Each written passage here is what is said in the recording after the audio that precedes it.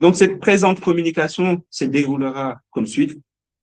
Premièrement, je vais aborder la question de la définition juridique de la dette publique, parce que les économistes, souvent, ils parlent de dette, on emploie souvent la notion de dette publique, mais avant de voir le régime, avant de voir qu'est-ce qu'il faut faire, etc., il faut savoir d'abord de quoi on parle.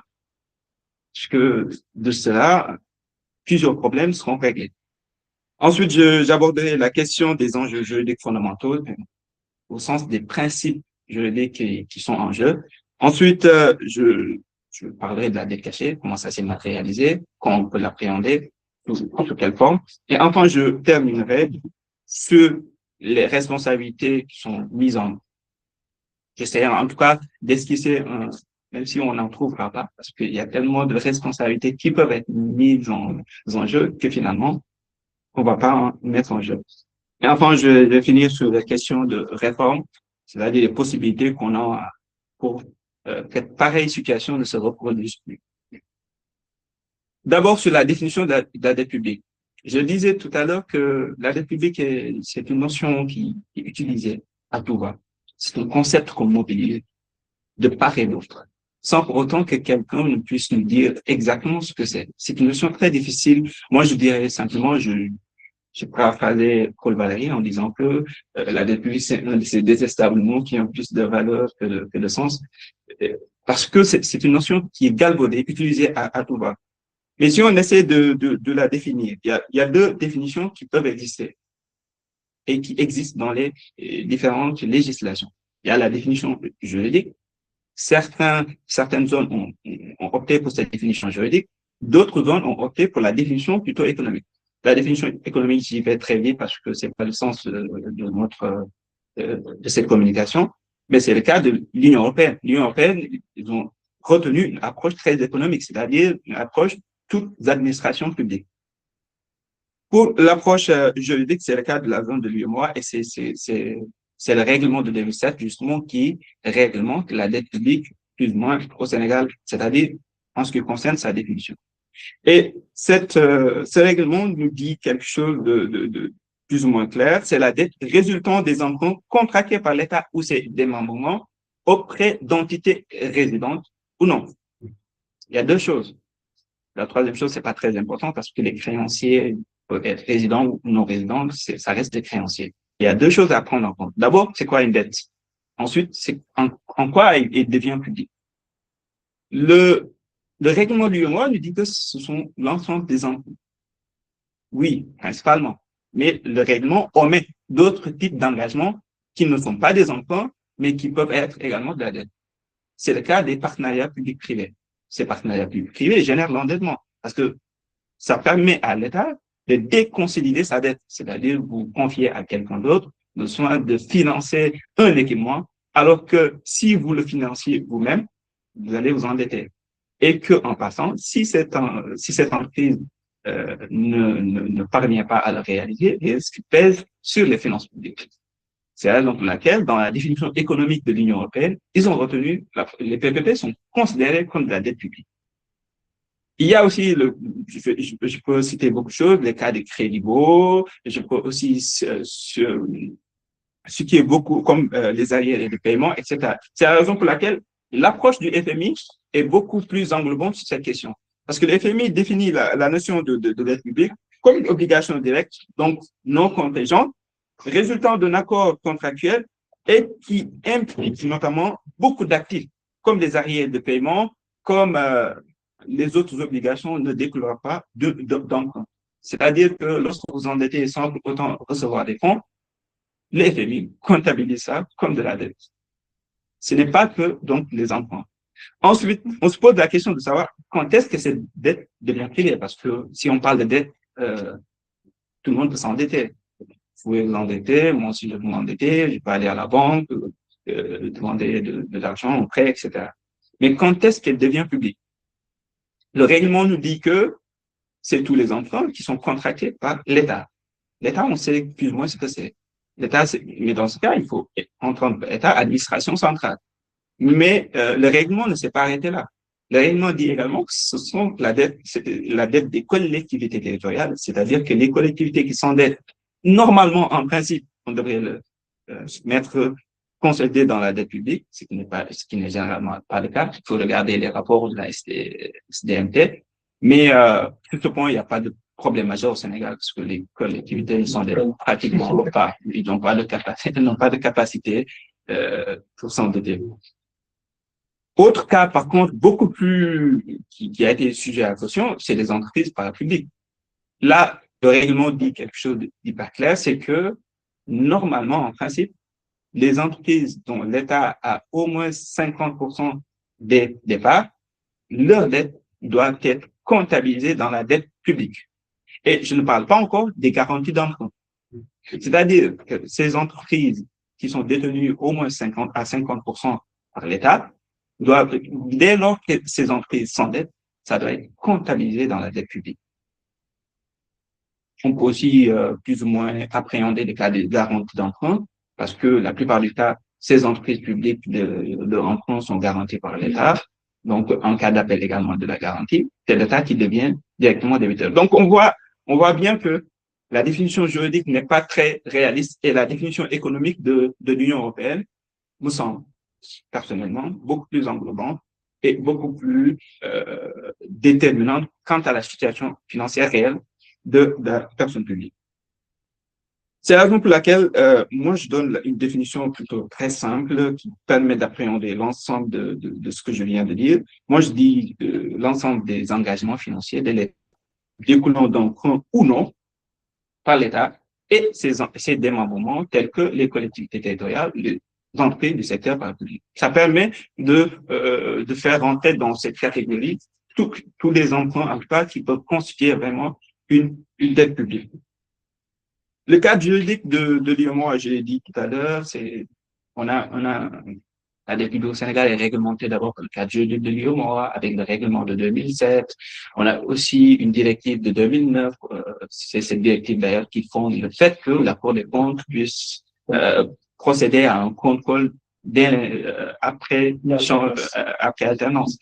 On a également le cadre juridique qui est déterminé d'un point de vue interne. On peut citer par exemple la LOLF, la loi organique relative aux lois de finances, qui ne traite pas forcément de la dette, mais qui en parle parce que ça parle des crédits évaluatifs, on va y revenir, des crédits, le plafond d'emprunt, entre autres, et le contrat d'émission. La LOLF ne fait le contrat d'émission de la dette qu'une seule fois.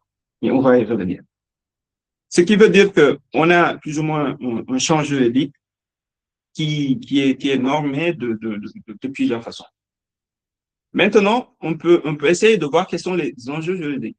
On parle d'endettement public parce que le consentement qui est en question ici, c'est pas une personne privée. C'est-à-dire, c'est votre patrimoine que vous mettez en jeu. Vous êtes une personne, vous allez auprès de la banque, c'est votre patrimoine qui est mis en jeu. Là, lorsqu'on parle de dette publique, ce sont les facultés contributives des contribuables qui sont mises en jeu. C'est-à-dire que la dette d'aujourd'hui, c'est un impôt. Si vous faites de la dette publique, c'est que vous engagez l'ensemble des citoyens qui vont payer cette dette. C'est la raison pour laquelle les enjeux sont très différents d'une dette d'une personne privée. Le premier enjeu, c'est justement le principe de consentement parlementaire. Pour l'impôt, ceux qui sont plus ou moins spécialisés en finances publiques le savent, tout le champ des finances publiques a été plus ou moins établi à partir de cette conception du consentement à l'impôt. Et le consentement à la dette n'est pas explicitement martelé dans nos cadres juridiques, mais c'est un versant complémentaire de ce principe de consentement à l'impôt. Parce que dès l'instant que vous contractez la dette, puisque c'est un impôt plus ou moins différé, vous amenez également les gens à consentir par rapport à ça. Et c'est l'article 27 de la LOLF qui le prévoit plus ou moins. Chaque année, il y a une loi des finances qui autorise le ministère des Finances à aller sur les marchés financiers, à emprunter de l'argent. Par exemple, l'article 2 de la AFI pour 2026 le prévoit et autoriser le ministre des Finances à emprunter auprès des marchés financiers avec une variation de net qui a été limitée, plafonnée, à 1 milliard, à 1000 milliards 767 000, etc. Deuxième chose qui entre en ligne de compte également par rapport à qui est en corollaire de ce consentement, c'est la sincérité budgétaire, la sincérité de l'information financière. C'est-à-dire que dès l'instant que l'État doit décider d'emprunter, l'État le fait via une loi de finances. Et c'est la loi de finances qui autorise. Et par contre, cette loi de finances doit contenir l'ensemble des informations à même de permettre au Parlement de se prononcer. Si cette sincérité n'est pas respectée, normalement, le Parlement peut être amené à saisir le juge constitutionnel pour que cette loi de finances ne passe pas les maladies. Malheureusement, au Sénégal, on n'a pas encore de contentieux sur ce point. Alors que personnellement, j'ai eu affaire plusieurs années, j'ai eu à travailler sur plusieurs années de prévision du Sénégal et je me suis retrouvé avec des écarts monstrueux où je me pose la question de savoir à quel moment le Parlement n'aurait pas pu s'interroger, au moins se dire que je vais contester pour voir. C'est un autre débat. La troisième chose, c'est la soutenabilité de la dette. Parce que l'enjeu principal, notamment des règles communautaires, c'est de permettre à ce que la dette publique soit soutenable.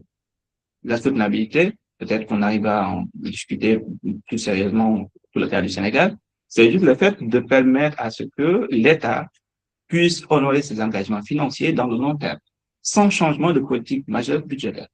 C'est ça la soutenabilité. Vous allez peut-être, on peut aussi entendre la notion de viabilité, mais c'est plus ou moins la même chose. Les mêmes conséquences, c'est-à-dire qu'on essaie de voir dans quelle mesure l'État peut honorer ses engagements sans discontinuité sur plusieurs années. On fait des prévisions de soutenabilité sur 50 ans, etc. Ce qui veut dire que pour le cas de l'UEMOA, la soutenabilité est limitée, justement, c'est la règle, mais la règle, il ne s'applique plus, c'est à 70%. Ça ne s'applique plus. Dans l'Union européenne, c'est à 60%, ça ne s'applique plus. Des économistes comme Reinhardt et Europe avaient travaillé sur une limite de 100% du PIB, où l'histoire a montré que finalement, il n'y a pas un seuil limite où, dès l'instant que la dette franchit ce montant, la dette n'est plus soutenable. Ça dépend vraiment de plusieurs éléments économiques et financiers dont peut-être vous avez pu discuter avec monsieur Ndiaye. Le professeur Ndiaye. Donc, c'est à travers ces trois enjeux que toute la dette publique, parce qu'il y a des enjeux de pouvoir politique entre le Parlement et le gouvernement, d'un point de vue interne et externe, etc. Maintenant, revenons à ce qui nous intéresse le plus, c'est la notion de dette cachée. Permettez-moi de vous dire d'abord que normalement, la notion, c'est pas une notion juridique. C'est une notion qui immerge. On en parle à tous azimuts sans pour autant qu'on puisse avoir une définition plus claire. Moi, en ayant exploité le rapport de la Cour des comptes et en essayant de voir justement comment on peut qualifier cette notion de dette cachée, je m'en suis résolu à dire que c'est une obligation financière de l'État qui n'a pas comptabilisé dans les états financiers officiels, non présentés au Parlement et non consolidés dans les statistiques publiques, c'est-à-dire on ne le voit pas dans les statistiques publiques. Pourquoi je dis ça? C'est que en regardant le rapport de la Cour des comptes, j'ai vu plusieurs formes. Quand on parle de dette cachée, parce qu'on en a fait tellement d'utilisation politique qu'il est très difficile de qualifier ce que c'est, j'en ai vu plusieurs formes. Et peut-être même que en creusant davantage, on pourrait trouver d'autres formes. Parmi les formes, il y a eu le cas des dettes hors bilan. La Cour des comptes a tracé un ensemble de dettes garanties qui n'étaient pas du tout comptabilisées, alors que le règlement de l'UEMOA dit de prendre attention, de faire attention vraiment aux garanties d'emprunt. Parce que quand vous octroyez une garantie, au moment où vous l'octroyez, il n'y a aucun souci. Vous n'êtes pas encore débiteur. Mais si celui qui vous portez garant fait défaut, vous en endossez la responsabilité et vous payez. Deuxième forme que j'en ai vue, ce sont les dettes bancaires extra-budgétaires, c'est-à-dire les dettes bancaires qui ont été contractées avec en court-circuitant le trésor. Ce sont en circuitant le trésor. Donc, ce sont également des dettes cachées. Dès l'instant que elles n'ont pas été retracées dans les comptes, dans les statistiques officielles. J'en ai vu également des arriérés. En principe, selon la législation du FMI, la dette intérieure, les arriérés de paiement qu'on a envers les fournisseurs, etc., c'est de la dette. Parce que c'est un engagement financier de l'État qui doit rembourser. Donc, c'est de la dette. Ça également, c'est de la dette cachée dès l'instant que on peut se dire que ça n'a pas été retracé dans les formes les plus optimales. Et enfin, il y a eu plus ou moins des manipulations plus ou moins statistiques. On le sait plus ou moins, certains des ministères des Finances, etc., où vous présentez des états financiers beaucoup plus disants. On s'est mis à faire des choses que c'est pas si vous êtes dans les secrets métiers, il faut le dire. Soit en rattachant irrégulièrement des recettes, soit, etc. Donc, ce sont des différentes formes qu'il faut appréhender de manière globale. Mais ne pas se dire que dette cachée, c'est vraiment quelque chose de très simple et qui se présenterait sous une forme. Pour la Cour des comptes, je pourrais essayer d'expliquer à peu près plus ou moins quels étaient les points saillants de son rapport. Première chose, c'est qu'il y avait une sous-évaluation de la dette. On sait, la Cour des comptes a estimé la dette à 99,7%, et là, c'est que l'administration centrale. Ensuite, l'État, en 2024, a encore fait on audit, le rapport du cabinet Mazars, 119%. Le FMI qui vient également regarder, et finalement, le FMI se retrouve à 132%. Pour moi, ces 132% reflètent davantage la réalité de la dette du Sénégal que les 119, parce que les 119, c'est que l'administration centrale. Ensuite, il y a ce qui m'a un peu heurté personnellement, c'est la dette bancaire qui a été contractée sans pourtant que le Trésor ne soit au courant. C'est très difficile juridiquement, en tout cas, à justifier lorsqu'on connaît les procédures budgétaires dans lesquelles les recettes ou les dépenses sont mises en œuvre. Enfin, je pourrais prendre un exemple, l'affaire IBEBank. Je n'ai aucune fixation sur une affaire particulière. Je prends un des exemples cités par la Cour des comptes et je vois que, par exemple, l'État a emprunté 91 milliards d'IBEBank sans le reverser au Trésor. C'est-à-dire, on crée des comptes à côté, 91 milliards et sans pour autant que le Trésor ne soit ni au courant, ce qui pose beaucoup de questions par rapport à nos procédures budgétaires. Et enfin, il y a eu des manipulations de recettes et des surfinancements qui ont été plus ou moins constatés par la Cour des comptes, qui ont eu des conséquences plus ou moins dramatiques. Première chose, on peut essayer de faire un chronogramme. Première chose, suspension du programme avec FMI, ce qui très problématique parce que les FMI, c'est une sorte de validation auprès des investisseurs étrangers. Les investisseurs vont regarder si vous avez un programme avec le FMI, c'est plus ou moins que vos finances sont plus ou moins bien gérées. Donc, il y a eu la dégradation d'ANOC continue. Tu sais, on a d'abord dégradé une fois, ensuite, maintenant, on s'attaque à la monnaie locale. Donc, ça va être très difficile. Et enfin, il y a les multiples responsabilités qu'on peut essayer de voir. C'est-à-dire que ces conséquences-là, moi, je regarde chaque instance, c'est quoi son rôle? Et je vois une multitude d'acteurs qui interviennent pour l'endettement, ce qui est problématique. Le problème de ça, c'est que si j'assimile l'État sénégalais à un malade, on pourrait utiliser trois pathologies pour expliquer ce qu'il en est. Pourquoi je dis trois pathologies, c'est que à force de multiplier les responsabilités, on dilue la responsabilité. À force de multiplier les acteurs, on dilue la responsabilité.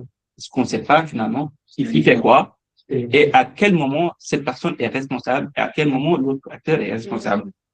Il y a eu ces années ont également marqué une violation très systématique de la sincérité. Parce que ça voudra dire que toutes ces années, toutes les lois de finances qui sont passées devant le Parlement ont été insincères. Voilà. Ce qui appelle vraiment à des considérations très, très particulières. Et enfin, on ne peut pas le dire comme ça, mais on constate une certaine opacité dans la gestion des finances publiques durant cette période.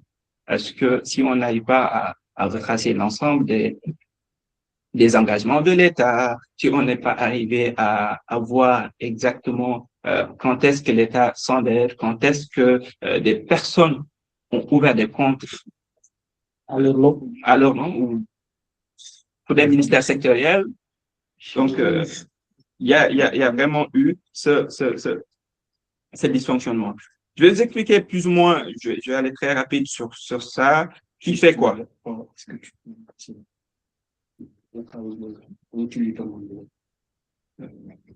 C'est pour éviter qu'il reste quelque chose. Désolé. Il y a Ousmane, je pense, qui a son contact. J'ai un ami qui voilà, c'est ça. En fait, tu peux me passer le numéro. Je pense que je vais aller beaucoup plus rapidement sur qui fait quoi. Comme ça vous permet de voir en quoi la responsabilité est. Je le verrai très rapidement. Bon, schématise. Première chose, c'est qu'il y a une loi de finances qui autorise le gouvernement à aller emprunter sur le marché financier. Ensuite, il y a le décret de répartition des crédits. Ensuite, le ministère des Finances, à chaque fois qu'il va sur les marchés financiers, il va faire un arrêté. Et tout ça, ça relève de l'autorisation.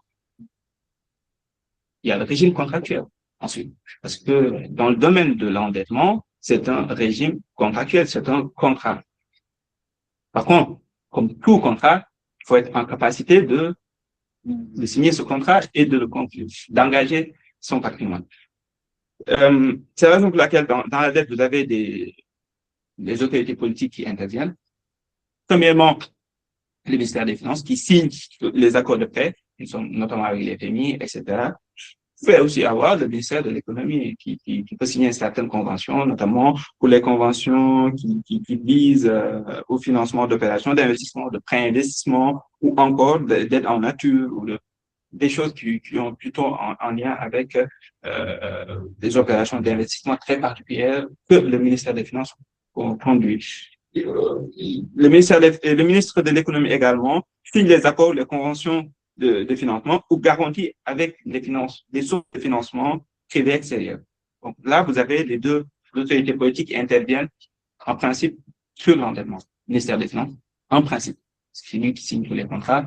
Le ministère de l'économie, dès l'instant que ça l'intéresse. Ensuite, vous avez des directions, différentes directions qui vont intervenir dans la dette. Vous avez d'abord le pivot du système, c'est le Comité national de la dette.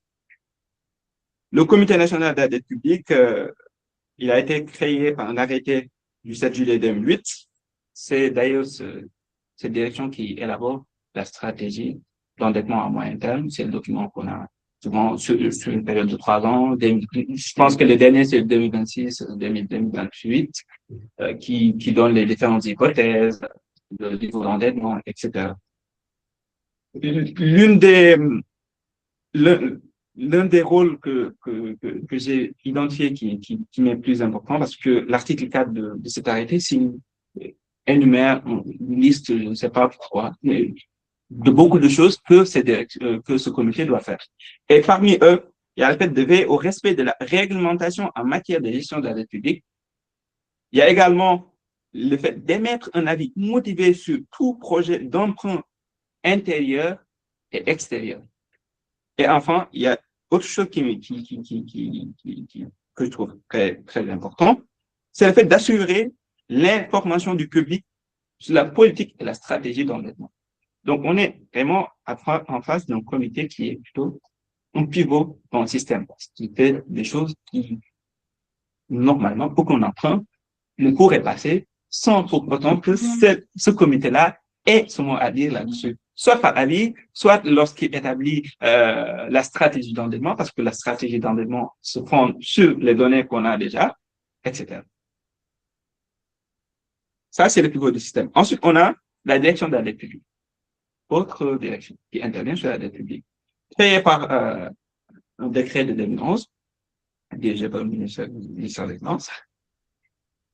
L'article 2 de ce décret dit quelque chose que je trouve aussi énumère, je pense, 8 ou 9 missions comme ça, dont je vais citer quelques-uns, comme d'habitude, pour que je ne vais pas lister tout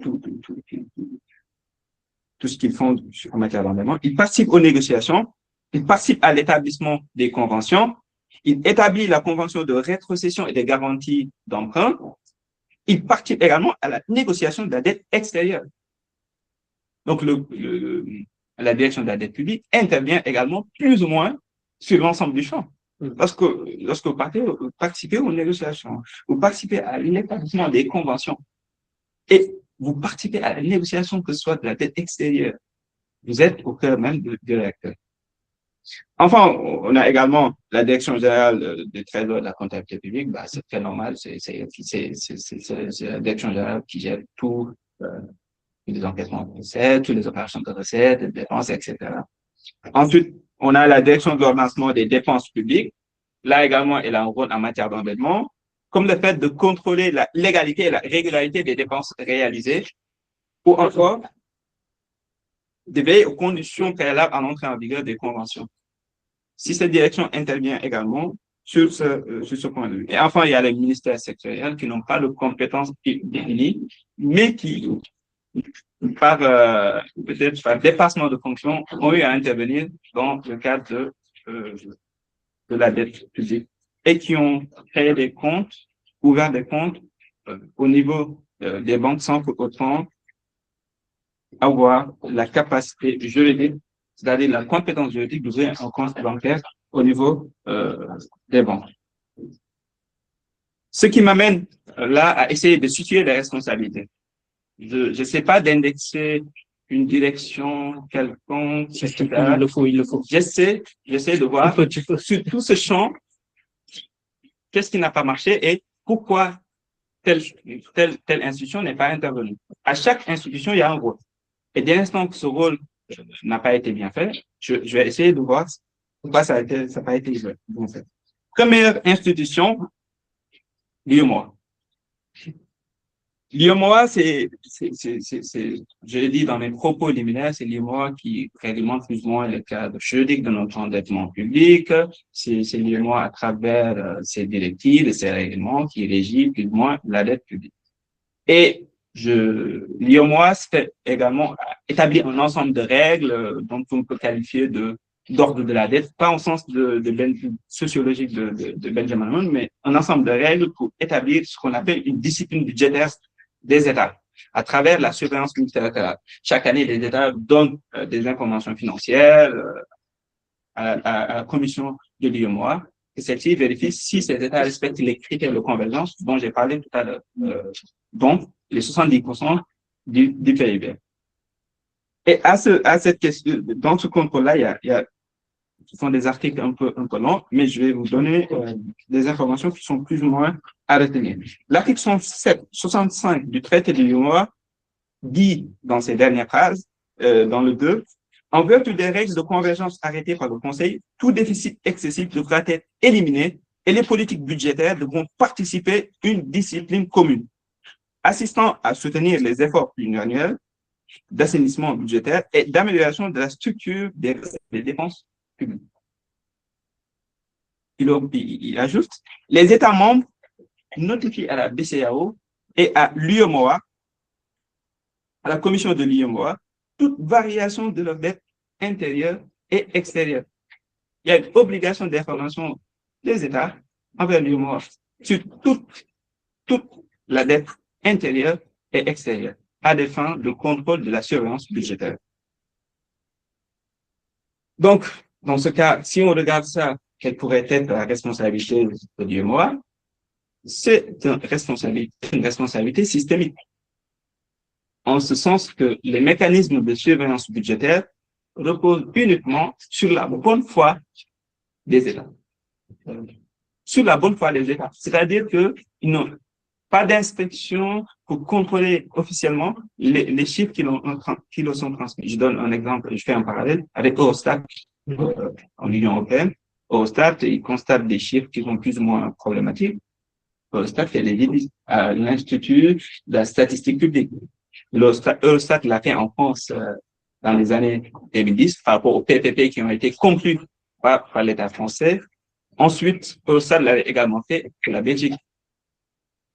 Dans le cadre de l'UEMOA, on n'a pas une institution avec une certaine force. Donc, c'est une responsabilité systémique. C'est parce que c'est vraiment le contrôle qui a fait défaut. Ensuite, si je dis l'UEMOA, je vais également essayer de voir la BCEAO. Parce que la BCEAO, le banquier peut-être va me... La Banque centrale a un rôle de surveillance sur les banques. C'est-à-dire que toutes les opérations que les banques font, la Banque centrale peut avoir l'information concernant les données bancaires. Sur ce point, par exemple, il y a deux sections que j'inviterai les uns et les autres peut-être à lire. C'est la section 9 et la section 10 des statuts de la BCEAO qui expliquent comment la BCEAO peut demander des informations supplémentaires à toutes les banques, etc. C'est la raison pour laquelle j'étais un peu surpris quand j'ai vu le secrétaire général Alamiglo, quand il dit qu'il avait déjà des suspicions, quand il était à la BCEAO, des suspicions de possibilité que la dette soit sous-évaluée, notamment pour la dette bancaire, dont les banques font la surveillance de la BCEAO. Je ne comprends pas, dans ce cas, pourquoi la BCEAO n'avait pas pu demander des informations à ces banques. Jusqu'à, il y avait une proposition, je pense, de compte unique de création de compte unique de trésor. Effectivement, on va en parler. Donc, pour moi, la responsabilité de la BCEAO se trouve à ce niveau. Mais il ne faut pas s'empêcher. Les organisations comme des banques centrales, il y a des enjeux très politiques.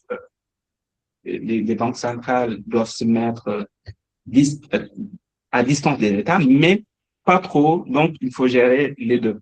Donc, on peut plus ou moins comprendre. Là, donc, il y a deux responsabilités qui peuvent déjà être retenues. Troisième responsabilité, on essaie de descendre encore. Le Parlement sénégalais. Totalement inexistant. Et pourtant, dans les règles, dans le droit, le Parlement dispose de plein de pouvoirs. La Commission des finances peut faire des contrôles sur pièces et sur place. La Commission des finances peut mettre en place des commissions d'enquête, etc., etc. Saisir le juge constitutionnel. Saisir le juge constitutionnel. Et d'ailleurs, j'ai été très surpris parce que la première loi des finances sous l'ère ce nouveau régime, c'est une loi des finances et ils commencent à prendre l'habitude de faire une loi des finances avec un exposé des motifs très long. Je trouve ça très, très bien parce que ça montre qu'il y a une volonté d'expliquer les prévisions et comment ils le font, etc. C'est-à-dire qu'avant, le Parlement ne se souciait même pas du fait que est-ce que c'est justifié, etc. Et aurait pu, dans certains cas, saisir le juge constitutionnel à des fins d'annulation, pas d'annulation, mais en tout cas d'annuler une partie, etc. de la loi de finances. Donc, si je situe la responsabilité du Parlement, c'est une responsabilité politique très, très caractérisée. Parce que on est dans le cadre de rapports financiers et de rapports juridiques. C'est-à-dire que le Parlement qui représente les citoyens pour lesquels les facultés contributives sont mises en jeu à travers l'endettement ne fait pas beaucoup son travail en contrôlant celle-ci. J'en viens à une responsabilité qui a fait couler beaucoup d'encre, c'est la responsabilité du FMI. En principe, ceux qui sont dans le privé, ils savent que c'est très tentant, c'est très facile de dire qu'une banque est responsable parce qu'il a octroyé de l'argent à un demandeur. Parce que dans ce cas, la banque ne fait que répondre à une sollicitation. Mais même dans le droit privé, il y a des mécanismes de mise en jeu de la responsabilité de ces banques-là dans l'octroi du crédit. D'autant plus que le FMI, c'est pas un créancier comme les autres. Parce que le FMI a d'autres fonctions primordiales. Parce que le FMI surveille le système monétaire international. Le FMI ne peut pas rester en dehors de ce système. Tu me dis ici, je dépasse le temps. Non, Kacheli, bon. Parce que j'ai l'habitude de lire les sens. Alors, le FMI a le droit de contrôler les États, parce que les États font partie du FMI et versent des quotas. Et le FMI est chargé de veiller à ce que le système monétaire international fonctionne bien. Dans ce cas, le FMI a des programmes avec des États. Et lorsque le FMI a des programmes avec des États, l'article 4 de ces statuts démontre que le FMI a une obligation encore davantage de contrôle, parce qu'il doit contrôler les finances de ces États dans lesquels le FMI met son argent. Parce que quand le FMI vous prête, c'est l'ensemble des États qui vous prêtent. Et dans ce cas, je peux vous citer une obligation qui me paraît très importante, c'est l'article 8 de la section et sa section 5. Il dit que le fonds peut demander aux États membres de lui communiquer tel renseignement qu'il juge nécessaire à la conduite de ces opérations, y compris les données nationales sur les points suivants qui sont considérés comme un minimum nécessaire à l'accomplissement de ces missions, comme un minimum nécessaire. Une obligation de contrôle, de renseignement par rapport à la situation réelle des finances publiques. Il y a aussi le fait que le fonds peut prendre des dispositions pour obtenir un accord, accord avec l'État membre, des renseignements supplémentaires. Quand le FMI a des doutes, l'FMI a la possibilité de demander à l'État des renseignements supplémentaires sur sa situation. Donc, quel manquement on peut caractériser? Parce qu'en droit, on essaie de réfléchir un peu comme ça, c'est-à-dire quel est votre rôle, quel manquement on a constaté, et dans ce cas, quel manquement, c'est que l'FMI l'a plus ou moins reconnu et a dit qu'elle a lancé une revue interne de ses procédures de contrôle. Donc, une faute avouée à moitié pardonnée, comme on dit. Pas dans ce cas-ci. Mais en tout cas, ils l'ont avoué à demi-mot. C'est-à-dire que on va faire de manière diplomatique. On va revoir nos systèmes internes de contrôle. Ça veut dire que notre contrôle n'a pas marché sur ce point. Et c'est compréhensible parce que pour contrôler l'ensemble des États, il va falloir disposer d'un personnel, ce qui compte peut-être à ça beaucoup plus. Et donc, la responsabilité du FMI qui peut être caractérisée, c'est vraiment une responsabilité de vigilance par rapport à ces méthodes de contrôle. Enfin, il y a une institution que j'aime souvent mettre en lumière, c'est la Cour des comptes. Pourquoi? Parce que je trouve que c'est une institution qui peut nous valoir énormément de satisfaction du fait de son positionnement, de son indépendance, du fait que je connais un peu plus ceux qui y travaillent et de méthode de travail. Mais là également, je trouve que sa réaction a été très tardive. C'est-à-dire que on donne à la Cour des comptes la possibilité de contrôler chaque année l'exécution des lois de finances et en aucun cas, la Cour des comptes ne s'est posé la question de savoir s'il y a eu des recettes qui n'ont pas été bien rattachées, etc. Chaque année, la Cour des comptes contrôle l'exécution des lois de finances. Et dans ce cas, on se pose la question de savoir pourquoi attendre jusqu'à ce qu'il y ait changement que pour parler pour faire la lumière sur l'état de nos finances. Mais par contre, pour tempérer un peu la responsabilité de la Cour, il y a un rapport qui est peu connu, qui date de 2022 et qui mentionnait déjà des discordances dans la comptabilisation de la dette. C'est-à-dire que la Cour des comptes avait déjà identifié des discordances entre la DODP, entre le Trésor, etc. Mais elle n'avait pas encore identifié l'existence de dettes cachées. Oui, en fait, moi, j'ai une question, parce qu'on parle justement d'un domaine que je connais, qui est l'audit. Ma première question, c'est de savoir qui contrôle les états financiers du Sénégal. Parce qu'en fait, tout ce qui a été énuméré pour moi, c'est un contrôle qui est fait derrière. C'est impossible enfin, pour moi, déjà, la notion de dette cachée, elle n'existe pas. Une dette ne peut être cachée que si c'est l'omission volontaire. Parce que juste pour vous expliquer un peu comment les contrôles se font sur les états financiers, en tant qu'auditeur, on a ce qu'on appelle les assertions. Donc, au niveau du passif, l'assertion qui est flaguée entre guillemets, c'est l'exhaustivité des dettes. Donc, c'est-à-dire qu'on s'assure que, sur les états financiers, on a l'exhaustivité des dettes. Donc, les dettes, elles peuvent se découper on a les dettes financières, les dettes fiscales et sociales, et les dettes rattachées aux établissements financiers. Donc, aujourd'hui, je ne vois pas comment, tous ces organismes ont fait pour passer sur un truc aussi gros. En fait, moi, c'est pour ça que pour moi, c'est impossible que c'est volontaire pour moi. Honnêtement, c'est quelque chose qui est fait volontairement. Et ensuite, on a aussi ce qu'on appelle le cut-off, le rattachement, à savoir si effectivement la dette elle est rattachée au bon exercice ou pas. Parce qu'en fait, il y a deux types de fraude. On a la fraude des détournements d'actifs ou la fraude, la manipulation des états financiers. Pourquoi? Du coup, les états financiers, c'est ce qu'on présente chez un bailleur ou chez une banque pour contracter d'un prêt. Donc, en fait, du coup, le rôle du contrôleur, c'est justement de s'assurer que ces informations sont réelles et sincères. Donc là, de ce que je comprends, c'est qu'il n'y a pas eu de ce contrôle parce que pour moi, c'est ça.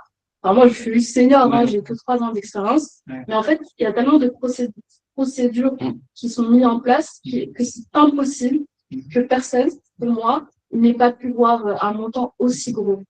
C'est une des conclusions que je vais avoir, c'est-à-dire qu'on a tellement employé les responsabilités qu'il est difficile, même pour les auditeurs, de pouvoir contrôler l'entièreté des données. Et c'est hyper important ce dont vous parlez, parce que justement, la Cour des comptes contrôle chaque année l'exécution des lois de finances. Et le contrôle de l'exécution des lois de finances, on peut se poser des questions en se disant, mais pourquoi à aucun moment la Cour ne s'est pas posé la question? D'autant plus que, donc, je fais mention tout à l'heure, en août 2022, elle a publié, le rapport n'était pas publié directement, par contre. Parce que je l'ai vu sur le site de la Cour, je pense, vers 2024, donc je suis pas sûr que ça a été publié après, à vérifier. Mais au moins, elle avait déjà plus ou moins dit que, ouais, il y a des discordances dans les états financiers parce que telle direction a tel montant, telle direction, etc. Donc, le contrôle plus ou moins, mais je vais plus ou moins terminer sur ça. Donc, on a une multitude de responsabilités, une multitude d'acteurs qui sont payés. Chaque acteur fait ça, chaque acteur fait ça. Parfois, le même acteur fait plus ou moins la même chose que l'autre acteur, etc. Donc, normalement, quand on a plusieurs acteurs qui contrôlent, qui effectuent plus ou moins les actes sur une chose, on doit voir les irrégularités. Normalement, lorsque plusieurs acteurs interviennent, les acteurs ne font pas. Donc, se pose ensuite la question de, parce que ça s'était posé un peu, le Premier ministre a même utilisé la notion de dette paineuse. C'est posé la question de savoir s'il faut rembourser la notion de la dette cachée. C'est là où je dis que c'est là qu'on voit que c'est pas une notion juridique, parce que c'est pas mobilisable. Pour deux choses, c'est que il y a c'est un contrat, donc obligation de rembourser. Mais quand même, pour les États, en principe, il devait y avoir des privilèges. Un privilège de juridiction, c'est-à-dire l'immunité de juridiction, mais cette immunité a disparu depuis fort longtemps. Les États sont justiciables devant toutes les juridictions internationales. Ensuite, il y a l'immunité d'exécution. Là également, les États, sous l'effet de la financiarisation, ils font à faire des États un emprunteur comme les autres. Les États renoncent eux-mêmes aux clauses d'immunité d'exécution. C'est-à-dire l'État dit que je renonce à mon immunité d'exécution. Si demain l'État ne rembourse pas un emprunt auprès d'une banque française, la banque peut saisir ses biens en France. Parce qu'il y a l'exécution forcée. Ce qui m'a conduit à poser la question de savoir, il y a trois choses. Soit c'est une dette illégale. Et là, je remets en question plus ou moins une notion utilisée par la Cour, la notion de dette contractée hors autorisation. C'est pas hors autorisation, parce que l'autorisation a été renouvelée chaque année. C'est pas hors autorisation parlementaire. Donc, la personne qui a signé le contrat, normalement, est en droit de pouvoir le signer. La dette cachée, c'est plus dans l'information au Parlement, mais pas dans le contrat. C'est la raison pour laquelle, pour moi, c'est pas une dette illégale. Parce qu'il n'y a pas de violation flagrante du consentement. Il y a un phénomène d'insincérité à l'égard du Parlement, mais le Parlement a donné son autorisation. Et chaque année, il l'a renouvelé. Chaque année. Et il y a deux choses. Il y a une chose que je sais, parce que chaque année, la loi des finances dit que le plafond d'emprunt, parle d'un plafond, mais c'est un plafond qui est indicatif. C'est pas un plafond limitatif. Dans la mesure où les opérations liées aux emprunts sont des opérations de trésorerie. Et l'État emprunte tout au cours de l'année, mais en évaluant à chaque année les besoins de financement.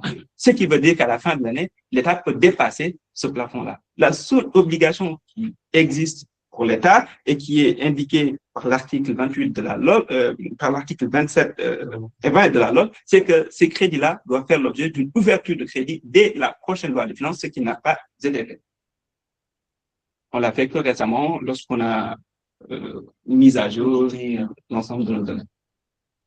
Et l'article 28, je le disais tout à l'heure, clairement, les remboursements donc seront conformément au contrat d'émission. C'est le contrat qui prime. Donc, obligation, c'est pas une dette illégale. Est-ce qu'une dette, par contre, odieuse? Une dette odieuse, c'est ce que le Premier ministre avait plus ou moins laissé entendre.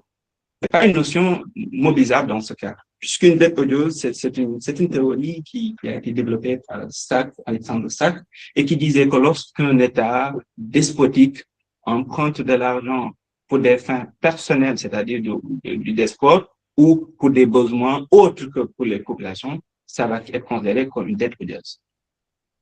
Il y a très peu de jurisprudence internationale sur la question. Et la dernière fois, c'était plus ou moins en 1922 dans l'affaire Costa Rica contre Grande-Bretagne. Dans ce cas-là, on ne peut pas dire que le régime sortant était un régime despotique. En plus, à quoi l'argent a servi jusqu'à maintenant, on ne sait pas. Destination. La destination, on ne sait pas. Impossible de dire donc est-ce que ça a été utilisé à des fins donc sauf si le rapport peut-être Mazar dit autre chose, ou pour le moment en tout cas on n'a pas d'information officielle qui dit que l'argent a été utilisé à telle fin. Dès l'instant qu'on ne sait pas, on ne peut pas mobiliser un tel concept.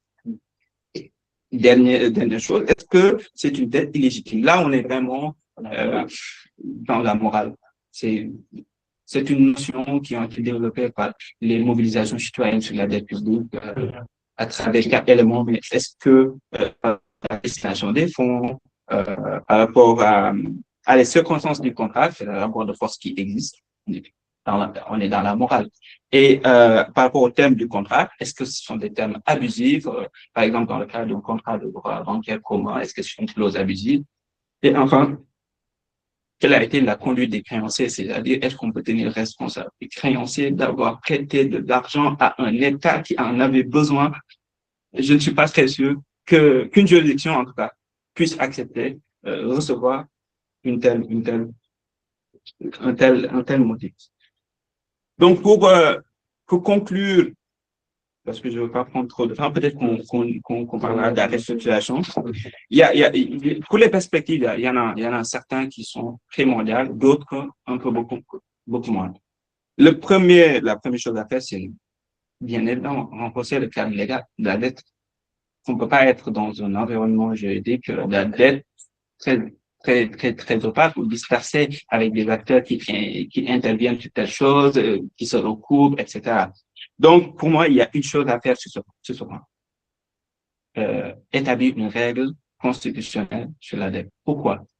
Le seul fait d'inscrire la règle dans la Constitution ne suffit pas à rendre pleinement effectif, mais ça a une valeur symbolique. C'est-à-dire que ça permet de se dire, en fait, il y a dans la Constitution une règle qui a été inscrite parce que telle chose s'était passée. Et puisque la Constitution, c'est la norme suprême, ça permet d'asseoir une certaine symbolique dans cette action. Mais il faut aussi réprimer pénalement les responsables gestionnaires publics qui pourraient tenter de conclure des accords en ne suivant pas les procédures normales du Trésor. Enfin, il y a une deuxième chose qui m'intéresse également. Comment il faudrait qu'on essaie de créer une institution qui gère la dette publique du début à la fin. Cet émiettement institutionnel ne se justifie plus. C'est dans ce cadre-là, avec un collègue chercheur, également vérificateur à la Cour des comptes, on avait travaillé sur l'existence d'une institution budgétaire indépendante. Et on avait vu que, par exemple, le Ghana dernièrement, ils l'ont fait. Et dès l'instant qu'ils l'ont fait, les obligations sur les marchés internationaux ont descendu. C'est-à-dire les prix ont été beaucoup moins. Pourquoi? Parce que c'est un signal par rapport aux investisseurs, par rapport à l'indépendance justement de cette institution, qui non seulement va contrôler la dette, va contrôler les prévisions budgétaires, etc. Il faut aussi, pour moi, là, c'est là qu'il faut mettre en place le compte unique du Trésor. Il ne doit plus être possible pour des ministères sectoriels d'ouvrir des comptes dans des banques hors circuit du Trésor. Et ça, c'est impossible. En France, il y a qu'un compte. Le Trésor a un seul compte. Ce compte est à la Banque de France. Toutes les disponibilités des organismes publics, collectivités territoriales, établissements publics de droit public, etc., toutes les disponibilités sont centralisées au sein d'un compte unique à la Banque de France. Et c'est le Trésor qui les gère. Il y a un comptable général qui centralise tous les jours, l'ensemble des données financières dans toute la France. Donc, pour que par les cas ne puisse se reproduire, pour moi, il faudrait plutôt permettre à ce que ce contenu puisse se faire. Et enfin, essayer d'avoir une base de données centralisée. Parce qu'on ne peut pas... il y a le projet de la Banque mondiale FinTrack qui vise à mettre en place une base de données unique qui permette à ce qu'on puisse suivre en temps réel plus ou moins l'ensemble des flux d'emprunt, de remboursement de dettes, etc. Et pour moi, c'est d'autant plus important que ça pourrait être couplé avec un renforcement de la Cour des comptes. Parce que dès l'instant qu'on puisse mettre en place une base de données unique, permettre à la Cour des comptes d'y accéder en temps réel, pas après exécution, ça pourrait permettre justement de pouvoir prévenir par les situations. Donc, pour conclure, je pourrais dire que cette histoire de dette cachée révèle une situation que je ne qualifierais pas d'impasse démocratique, mais plutôt une faillite du système de la gouvernance financière publique, dans toutes ses dimensions et dans toutes ses composantes. Et il urge de revoir l'ensemble de la réglementation pour permettre justement à ce que les situations ne se reproduisent plus et que les histoires de dette cachée soient vraiment un horizon lointain, souvenir en tout cas lointain pour le cas du Sénégal. Si vous avez des questions sur ce qu'on vient de dire, je suis disponible jusqu'à la fin. Okay, merci beaucoup. C'était très clair, c'était très instructif aussi. Je pense qu'on a beaucoup appris. Franchement, moi, c'est la première fois que j'ai un peu ces notions-là parce que voilà, sur Internet, on voit un peu tout. Mais je suis pas très surpris pour avoir lu tes productions, notamment tes 3 articles sur largement sur ça. J'invite d'ailleurs, normalement, Mbaye a mis le lien dans la discussion, enfin, les liens de tes articles, qui sont très, très édifiants. On va un peu passer la parole, faire le tour. On va commencer par la salle, priorité à ceux qui sont présents. Didier Maître, si.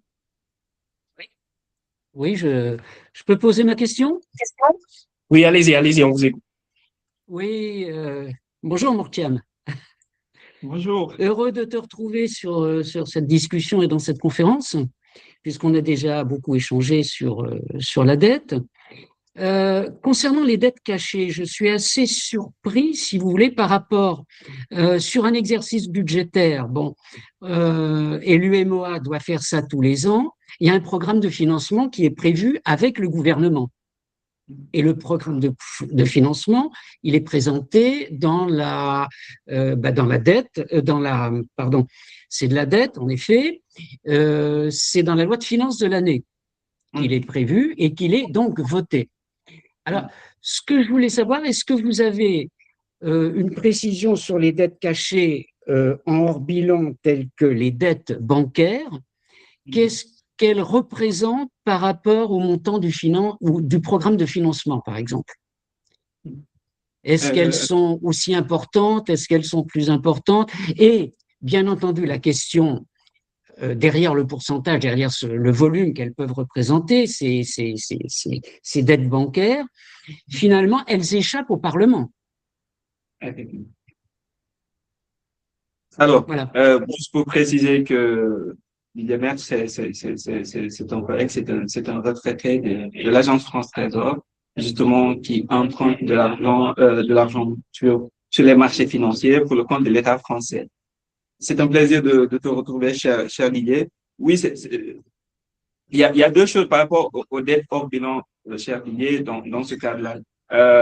Il y avait d'une part la question des garanties d'emprunt qui ont été octroyées aux entreprises du secteur public et qui représentaient une masse importante parce que en comptabilisant ces dettes du secteur public, on est passé de 119 à 132% du PIB, ce qui représente une masse assez importante. En deuxième, c'est que par rapport aux dettes bancaires, justement, ce n'était pas de la dette hors bilan, mais c'était des dettes qui ont été contractées sans pourtant qu'on le retranscrive dans les statistiques officielles. C'est-à-dire, on n'en avait aucune information, ni le Trésor public, ni les autres directions n'avaient connaissance de ces emprunts et ces emprunts ont été estimés à plus en tout cas 1000 milliards et plus.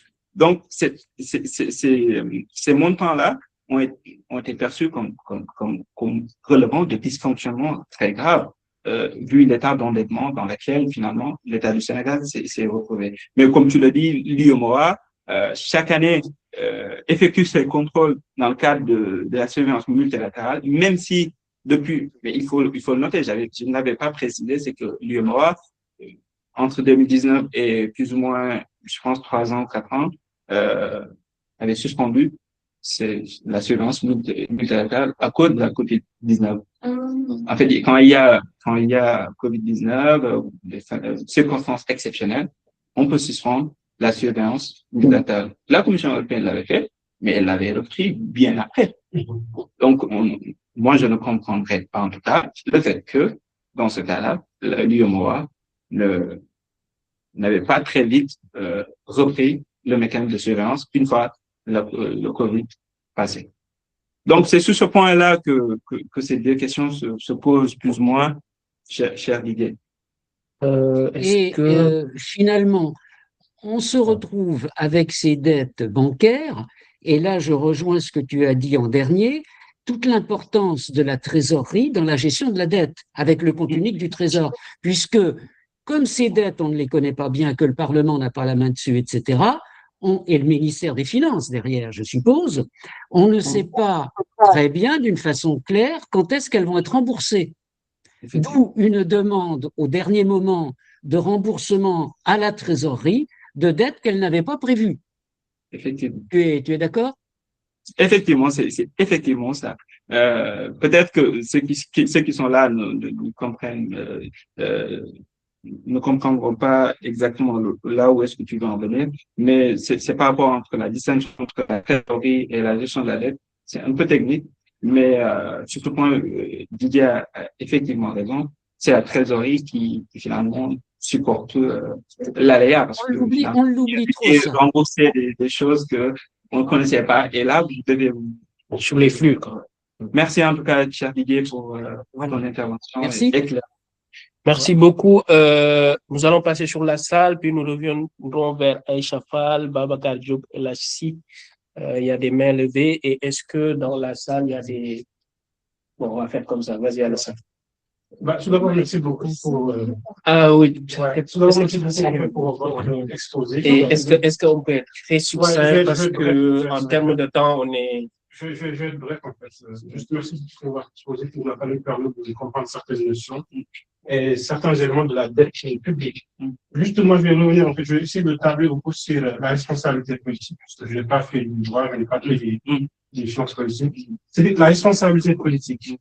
Comment ça se fait en fait qu'on ait quand même une commission des lois et du contrôle en fait budgétaire avec le rapporteur, avec tout ce qu'il y a dedans, avec toutes les personnalités en fait qui siègent au sein de cette commission, qu'il n'y ait personne qui a eu en fait la main sur ça. C'est-à-dire, comme le disent en fait souvent les Anglais, there is no elephant in the room. Il y avait personne en fait qui pouvait contrôler cela. On dirait même que c'était peut-être une faute politique, morale, en fait. Et on ne connaît même pas, en fait. Moi, je suis d'accord, en fait, qu'on ait peut-être une commission qui puisse être mise en place pour qu'on puisse, en fait, demander à ces personnes-là, aux personnes en fait, qui siègent au sein de cette commission, qui viennent, en fait, devant la représentation nationale, nous expliquer comment ils ont pu faire ça. Comment vraiment, parce qu'il n'y a personne qui comprend, personne ne comprend, en fait, les logiques, en fait, qu'ils ont utilisées. La dette, où est-ce qu'elle est financée? Personne. Juste, en fait, s'il faisait revenir sur ça. Sur cette responsabilité politique, ça me fait un peu rire parce que j'ai deux amis avec qui on discute beaucoup de ça. Idriss Awele et Sidi Tuay, on discute beaucoup de la responsabilité politique du Parlement. Mais pour moi, c'est un problème d'expertise, tout simplement. En matière d'endettement, le Parlement n'a aucune expertise. Je vous donne un exemple, surtout en matière financière. Je vais donner un exemple peut-être que vous n'aurez jamais entendu parce que personne ne s'en soucie. Depuis un certain nombre d'années, il n'y a pas de loi de règlement. Au Sénégal, il n'y a pas de loi de règlement. Alors, il y a une obligation, lorsque vous exécutez une loi de finances, après, vous devez également voter une loi de règlement pour constater les résultats de l'exercice, pour clore l'exercice. Et dans notre procédure budgétaire, la loi de finances ne peut être mise en discussion devant le Parlement normalement avant le vote de la loi de règlement. Ce qui veut dire que potentiellement, si les parlementaires allaient saisir le Conseil constitutionnel, il y a potentiellement, probablement, ou bien de manière un peu plus tempérée, une possibilité que nos différentes lois de finances soient illégales depuis un certain nombre d'années. Parce que la procédure budgétaire n'a pas été respectée. Je donne un exemple. Dans les années, pour la loi de finances de 1980, le Conseil constitutionnel français avait censuré une loi de finances parce que cette loi de finances n'a pas respecté le vote en première lecture de la première partie du budget, de la loi de finances. Donc, si on applique le même raisonnement dans le cas de cette procédure, qui est différente de celle française, parce qu'en France, l'année dernière, les deux, il n'y a pas eu de vote on n'a pas adopté la loi de règlement, mais il y a eu le vote. C'est-à-dire, le vote sur la loi de règlement a eu lieu au Sénégal. Il n'y a pas eu de vote. C'est-à-dire qu'on n'a pas déposé le projet de loi de règlement. Ce qui veut dire que nos lois de finances de 2000, depuis la dernière loi de règlement, sont potentiellement illégales. Et si les parlementaires n'arrivent pas à contester ça, en matière d'endettement, n'en parlons plus. Bon, vous avez une très haute estime de vos parlementaires qui se soucient de combien coûte la voiture. Donc, il faut juste situer les responsabilités. Romain, tu peux y aller. Moi, j'ai deux questions rapides. Il faudrait alterner. Oui, alterner. Attends, laisse Romain, après on prendra deux questions là-bas. Deux questions rapides. Merci pour votre présentation. La première, c'est est-ce que dans votre définition que vous nous avez donnée au début de votre présentation, vous comptabilisez les prêts collatéralisés? Donc, je ne sais pas si c'est un exemple simple. si le gouvernement il va emprunter 100 millions dans une banque, il dit à la banque que j'ai tel bâtiment qui vous met en collatéral de ce prêt, est-ce que vous comptabilisez cette valeur-là dans la dette globale? Et deuxième question, tout à l'heure, en répondant à la première question qu'on vous a posée, vous avez dit que on passe de 119% à 130% avec la dette, avec les banques sénégalaises, si j'ai bien compris. Et du coup, d'où viennent les 39% qui sont rajoutés en plus, qui ont été à peu près à 80% avant qu'il y ait toute cette histoire. Donc, d'où viennent les 39%? Je vais répondre d'abord sur ça. Pour le cas du Sénégal, d'abord 99,7% pour la Cour des comptes. Okay. Ça, c'est l'administration centrale qui a été plus ou moins confirmée par le gouvernement en faisant encore des incitations en 2024, 119%.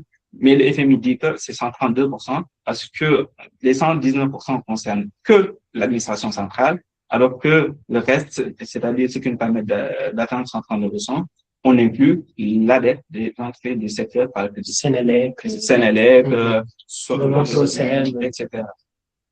Par rapport à la première question, elle est plus intéressante parce que ça pose la question, par exemple, des TRS.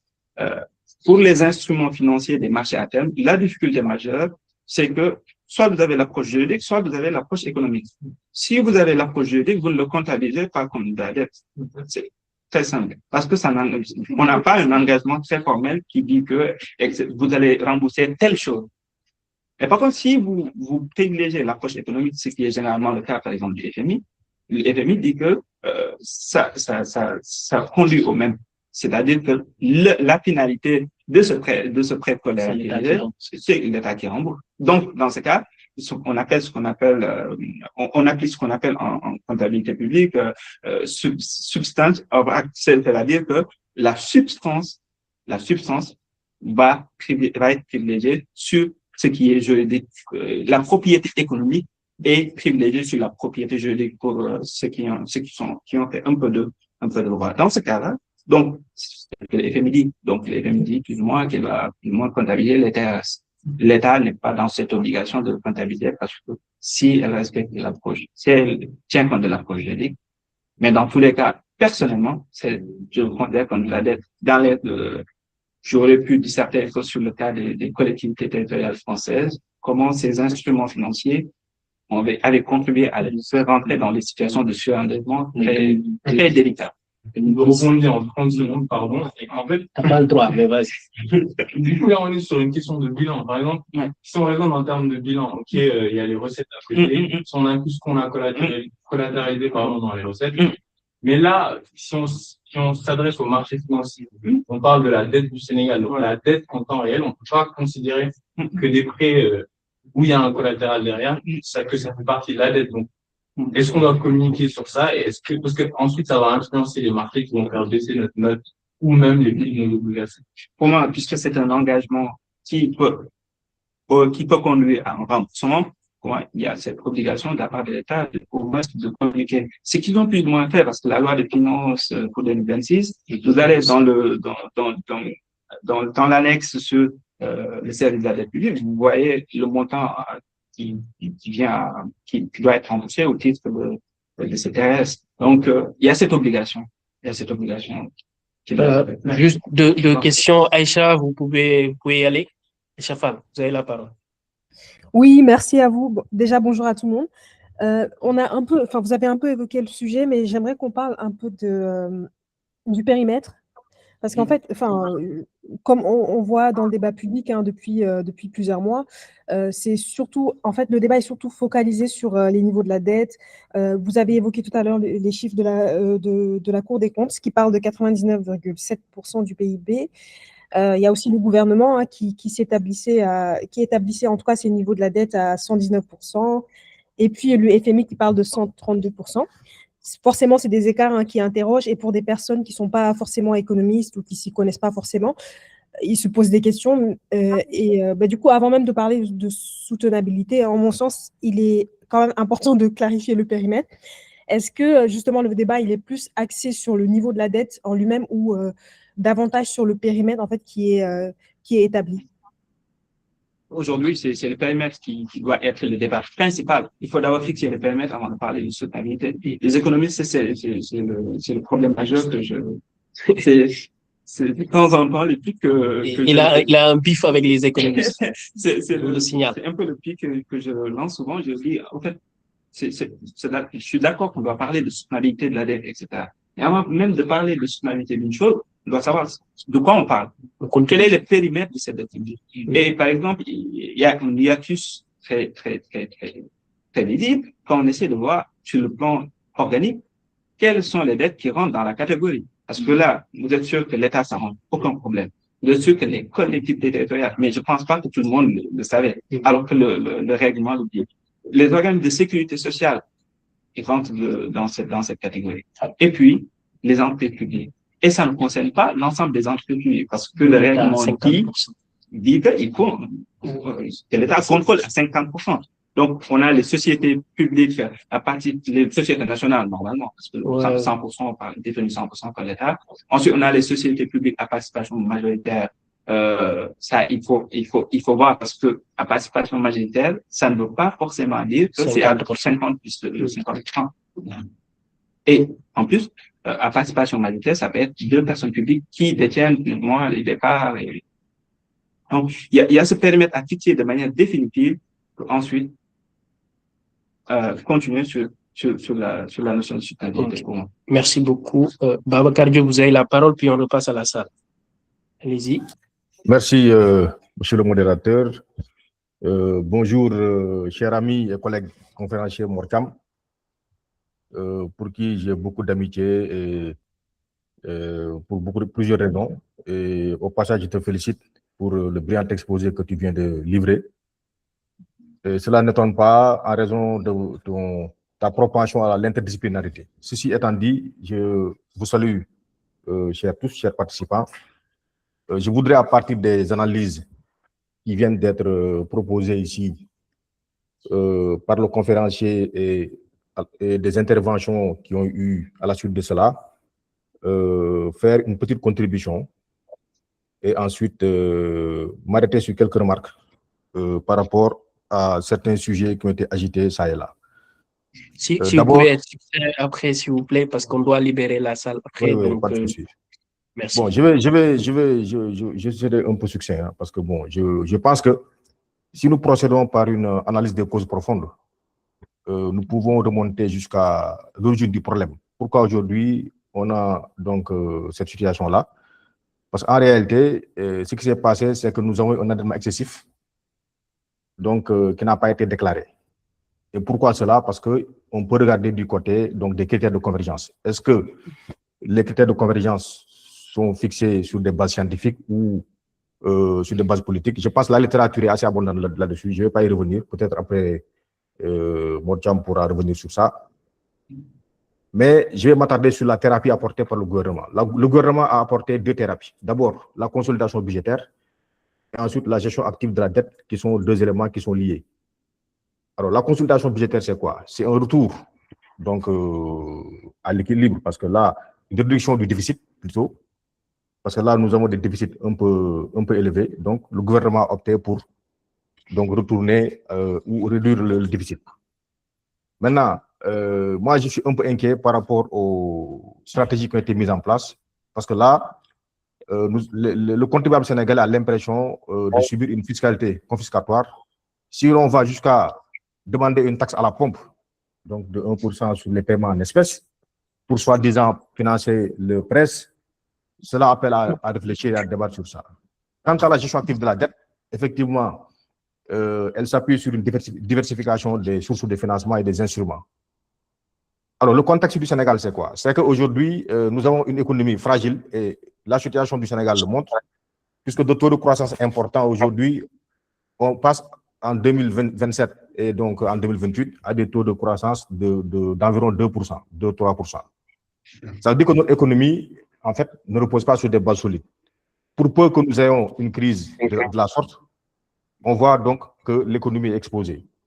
À cela s'ajoutent maintenant les problèmes, les chocs externes qui sont dus donc à la problématique géopolitique actuellement dans le monde, notamment la guerre d'abord en Ukraine et aujourd'hui la guerre en Iran, qui viennent fragiliser davantage nos économies et remettre en cause les stratégies qui sont mises en place jusque-là par le gouvernement pour donc opérer une réduction du déficit et donc, si vous voulez, une correction des écarts sur les chiffres publics.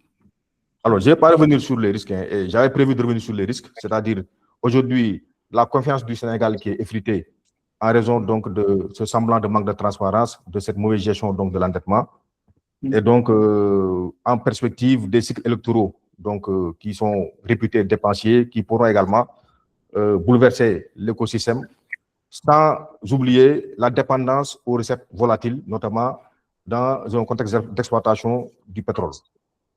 Alors, il y a des pays qui avaient utilisé la consolidation budgétaire. Je ne vais pas revenir sur ça, mais je vais conclure pour aller vite, pour respecter donc oui, s'il vous plaît. Le timing. Je vais conclure sur deux aspects. Merci. D'abord, j'ai entendu un intervenant parler de cut-off, etc., pour rattacher les dettes à l'exercice, pour identifier les passifs cachés. Pourquoi donc la Cour n'a pas utilisé donc cette diligence-là pour le faire? Je dois simplement dire que ici, il ne faut pas qu'on se trompe de type de comptabilité. Les cut-off, ça s'utilise dans les comptabilités patrimoniales, c'est-à-dire les institutions qui ont l'obligation donc de publier des états financiers, qui font l'objet des certifications des comptes. Et si on est dans la sphère privée, notamment le droit privé des affaires, c'est le commissaire aux comptes qui est compétent pour ça. Ici, nous sommes dans une perspective beaucoup plus englobante, beaucoup plus risquée, avec des masses budgétaires beaucoup plus importantes que celles utilisées dans le service public. Nous sommes en droit public, nous sommes en comptabilité budgétaire. Et la Cour ne pouvait pas, donc, de ce point de vue-là, faire cette diligence. Cependant, la Cour pouvait bel et bien, aussi en comptabilité budgétaire, évaluer le volume donc, des engagements financiers et budgétaires. Maintenant, pourquoi la Cour ne l'a pas fait? C'est ça la question. Parce que simplement, le rapport sur la situation des finances publiques est un rapport spécifique, spécieux, puisqu'il intervient dans un contexte politique. C'est à la suite d'une alternance politique que ce rapport l'a établi.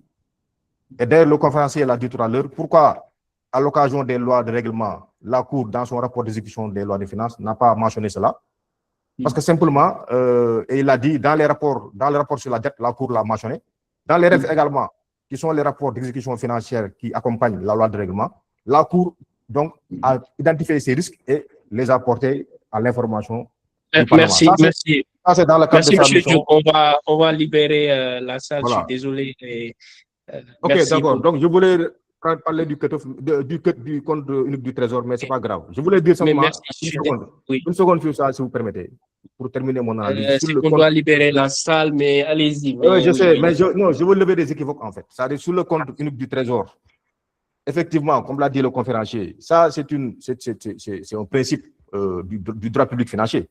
C'est-à-dire, aujourd'hui, ça, ce principe-là, il est ancré dans notre droit positif. Maintenant, on s'est écarté du principe. On a fait ce qu'on voulait faire. Et si vous avez bien examiné la LFI de 2025, le gouvernement a pris l'engagement de retourner à l'orthodoxie. Et une annonce a été faite pour centraliser tous les comptes dans le compte unique du Trésor. Et cela a été mis en œuvre. Donc, voilà l'information que je voulais partager. Et je vous remercie de votre attention. Merci beaucoup. Merci beaucoup. C'était c'est très instructif, c'est très précis. Merci d'avoir contribué et vas-y. Un peu profane parce que ce qui m'étonne le plus, c'est pas que au sein du gouvernement. Coupez votre micro, s'il vous plaît. Il y a eu des dettes qui sont cachées, mais ce qui m'étonne, c'est que le FMI, la BCAO et l'UEMOA n'aient pas découvert, en fait, justement, qu'il y avait cette dette cachée-là, parce que ce sont des organismes qui sont indépendants. Et du coup, là, je me demande, en fait, eux, quand ils font leur contrôle, est-ce qu'ils ne se basent pas, en fait, sur des documents qui vont être produits, par exemple, par la Cour des comptes ou autre, ce qui expliquerait, en fait, que ils n'aient pas vu qu'il y avait des failles quelque part. Majoritairement, c'est le cas. Ils se basent sur la bonne foi déclarative des États. Ce qui fait que la majeure partie des cas, si ces institutions ne vont pas finalement en fait prendre une décennie plus ou moins, c'est comme quand on fait de l'île. On commence à déceler un truc qui n'est pas très net, on approfondit. Oui, c'est le cas. Mais Malheureusement, dans ce cas de figure, on ne voit pas ça. C'est-à-dire que vous reprenez les mêmes documents et c'est bon. Alors que c'est l'administration qui produit ces documents et l'administration est commandée par le politique. Merci. Oui. Il est en ligne. Ok. Là, je m'avais dit chocolat. Ouais, ok. Juste pour répondre au message de Omar Diallo, la réunion est enregistrée. Nous ferons le montage et nous diffuserons sur notre chaîne YouTube. Donc, on pourra revenir là-dessus. Alors, nous avons un invité, professeur Yamar. Et merci d'être là. Merci d'avoir fait le déplacement. Vous pouvez venir devant. Donc, c'est pour le micro, en fait, pour que puisse entendre. Allez. Ah, mais pour le micro. Ok.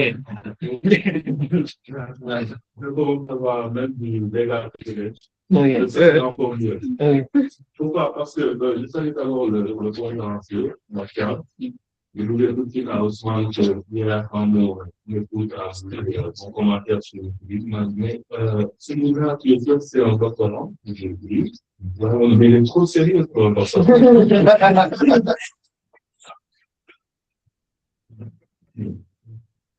Par rapport à l'approche, je pense qu'il y a quelque chose que les gens n'ont pas encore tout à fait exploité. C'est pourquoi aujourd'hui, les sociétés passent aussi les majoritaires se voient leur dette accrécher dans celle de l'État. Parce que nous, là, effectivement, à un moment, l'État a dit, bon, on va le prendre en jeu, les sociétés là demandent aux sociétés publiques de leur dette, même si elles ne sont pas contractées au nom de l'État, finalement, s'il y a des grosses activités. Donc, on retombe à 122, dans le cas, le dit, on n'est pas à 122, mais à 139. Mais il y a un problème donc subtil, parce que on parle du secteur privé. Or, la loi 2202, nous en a parlé hier avant-hier. J'ai vu des gens, c'est vraiment un discours politique. Comme si c'était des choses inutiles, mais voilà. Cette loi est de 2022, c'est la loi. Maintenant, c'est qu'il faut pour appliquer ou pas, ils existent. Maintenant, cette loi-là, il y a aujourd'hui des sociétés qui doivent être considérées comme publiques, dont la dette a été agrégée dans ces éléments, mais qui pourtant ne relèvent pas de cette loi. Et pourtant, c'est à part de cette loi-là qu'on dit, parce que c'est une loi d'orientation, donc l'intégration générale, l'agrégation, de mettre tout le monde dans le sac, mais ces sociétés-là, je vous assure, je ne veux pas citer le nom, mais pas qui me dire en fait, et qui ont des tests immenses, et pourtant, du fait de leur loi de création, vous avez en gros juriste de la loi spéciale, de la loi de charge, de la loi de création, de la loi d'orientation et au code de l'orientation, leur loi de création ne sort de la 22e. Donc, c'est vrai.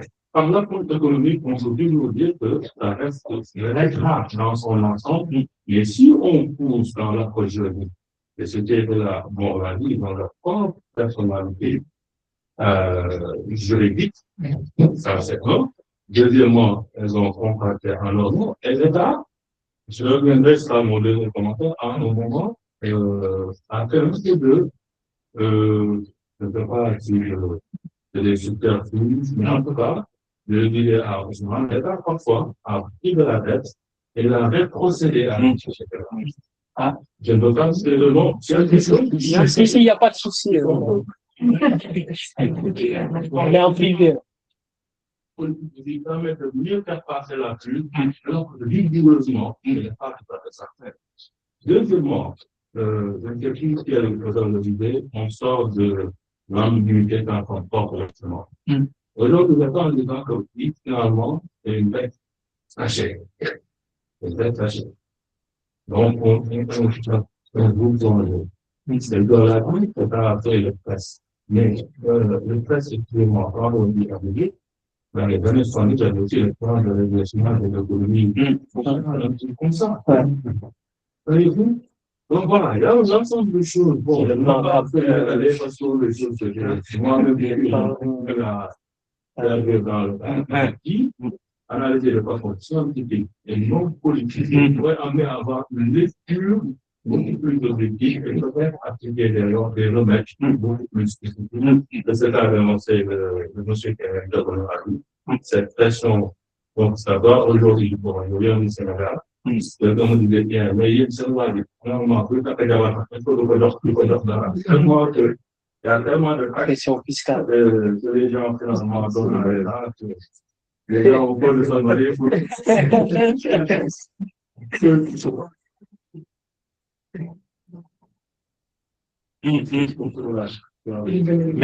Merci beaucoup, professeur. C'est d'où l'intérêt d'avoir ce genre de mini-rencontre, de conférence pour identifier les personnes. MG, vas-y, tu as MG. Ok, merci professeur pour l'intervention. C'est notre président. Si vous avez, pour votre, si vous voulez passer à la quête et tout, il paye tout. Merci pour votre brillant exposé. Cette conférence. Vous avez une question un peu rapide. Ce qui m'a alerté, au-delà de l'histoire de cash caché, montant, voilà, pour élever, que c'est entendu, c'est quelque chose que vous avez dit, c'est que cette année, l'État a l'autorisation d'aller contracter de l'année. Et moi, ma question, c'est en quoi cela est normé, c'est-à-dire est-ce qu'il y a des mécanismes mis en place pour contrôler les instruments sur lesquels l'État peut s'appuyer pour lever l'arrêt. Par exemple, c'est les instruments de TRS, comme ça. Est-ce qu'il y a des organismes qui peuvent évaluer le risque que présentent ces instruments-là et qui disent à l'État, là, il y a un no-go. Par exemple, j'ai lu un de vos articles, vous donniez l'exemple de l'EFC, Africa Finance Corporation, une des opérations qu'on a avec eux. L'État leur a donné des cotes de 30% sur les titres du Sénégal. Et ça, par exemple, un citoyen lambda n'est pas au courant de ces enjeux. Mais est-ce qu'on a des instructions qui, justement, font que le citoyen n'a pas besoin de ces informations parce qu'eux, ils gèrent ce genre de risque-là à sa place, ils arrivent à dire à l'État, nous, il ne va pas ou il va.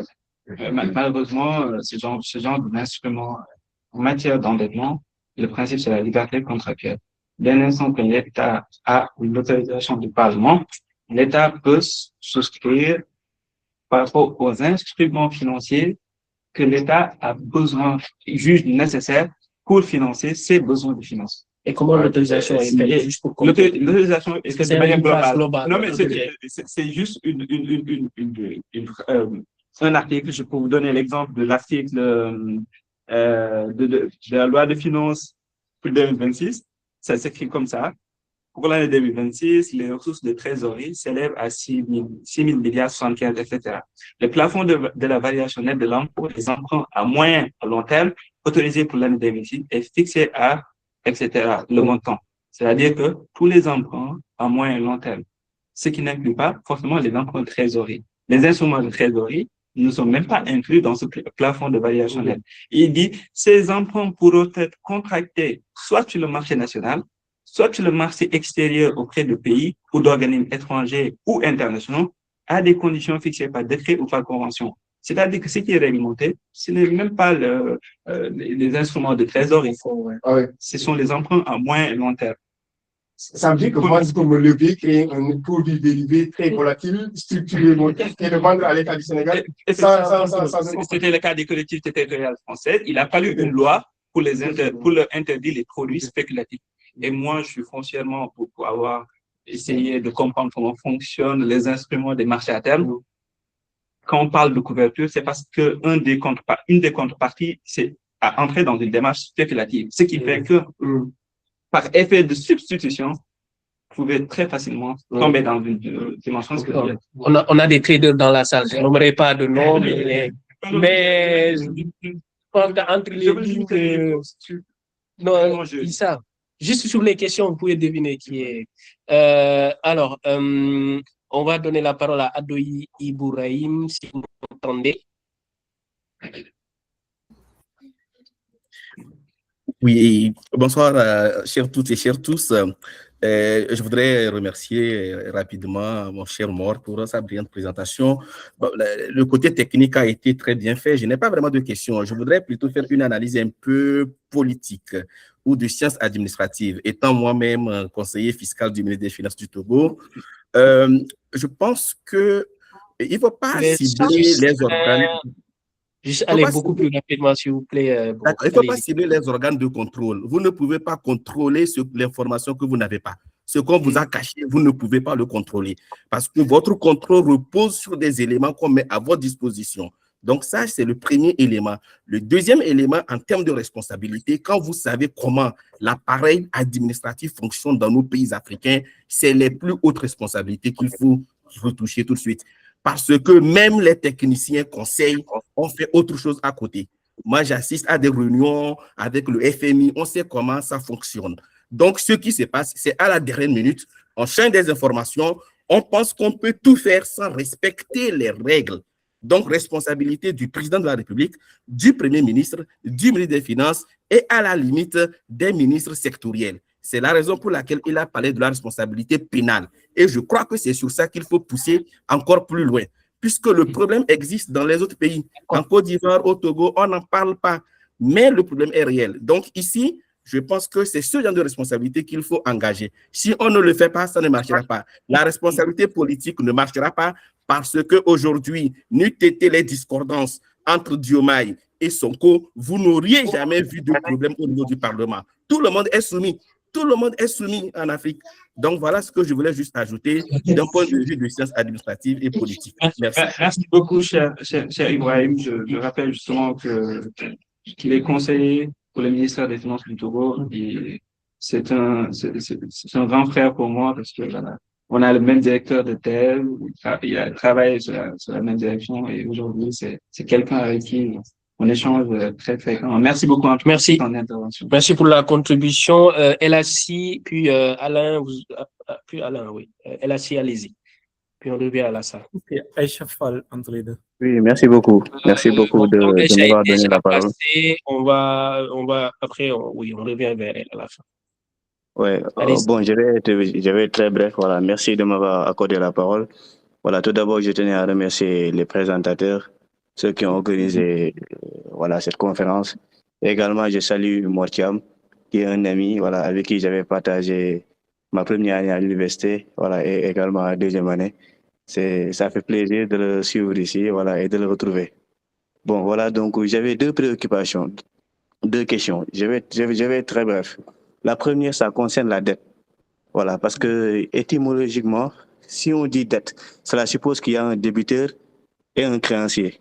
Donc, moi, je veux savoir, parce que juste après que le Premier ministre avait informé les Sénégalais qu'il y avait une dette cachée ici au Sénégal, on avait vu la réaction du FMI. Le FMI était stupéfait, le FMI était surpris voilà, de l'existence d'une dette cachée ici au Sénégal. Donc, moi, je veux savoir comment la dette peut être cachée aux yeux du Fonds monétaire international. Si c'est au Sénégal, on peut comprendre que la dette est cachée au peuple sénégalais, voilà, au Parlement, voilà, que la dette ne figure pas dans les états financiers.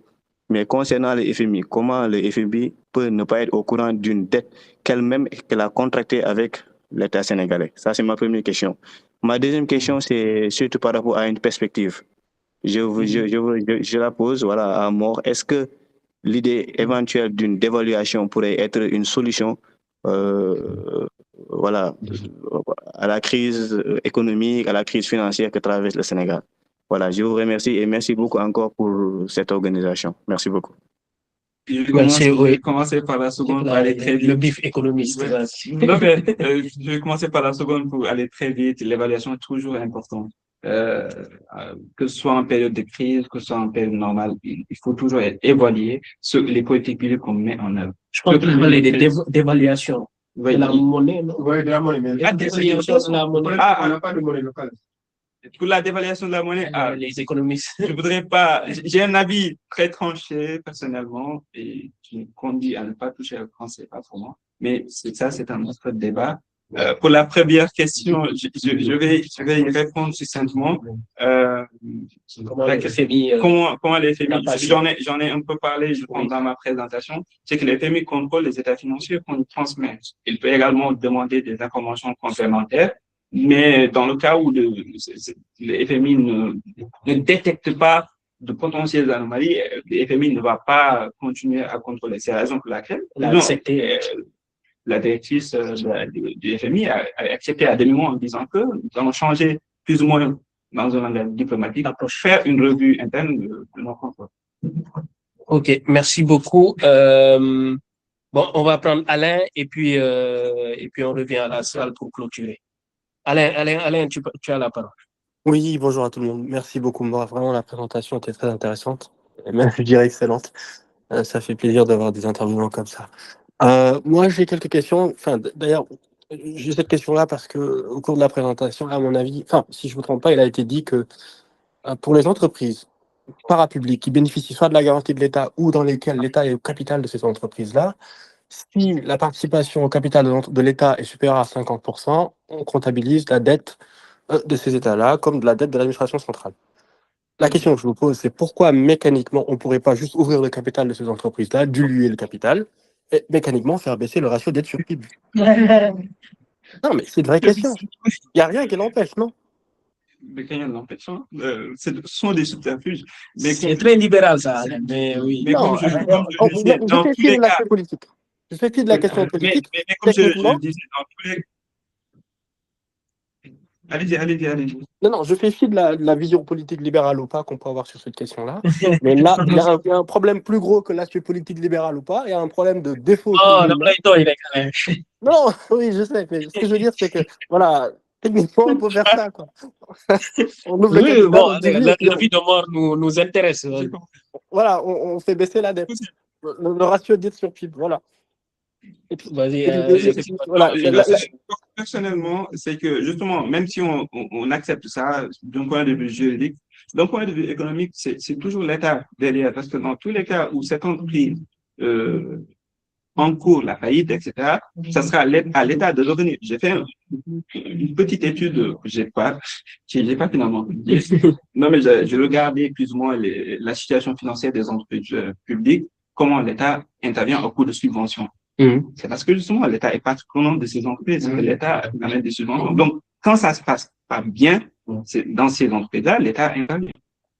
Donc, d'un point de vue... C'est conditionnellement à ce que ça se passe mal. Nous aurons compris que Mor a une empreinte de gauche et que Alain a une empreinte... Non, enfin, ce que je veux dire, c'est que... Non. Mais est-ce que tu peux développer un peu plus quel serait l'intérêt dans ce cas? Quel serait, à part le fait d'échapper à une telle situation, quelles seraient les choses bénéfiques? Si tu peux développer un peu plus.